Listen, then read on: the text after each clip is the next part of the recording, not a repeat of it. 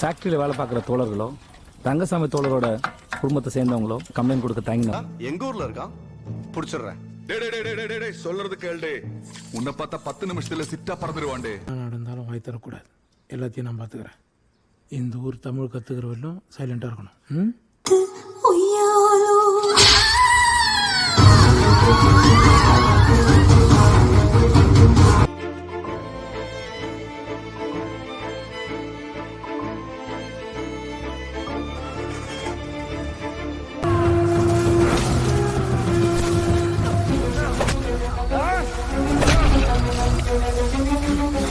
இப்படியா என்ன வெறுப்பேத்திக்கிட்டே இருந்த உன்னை சுட்டு தள்ளிட்டு போயிட்டே இருப்பா. அதெல்லாம் முன்னால முடியாதுடா.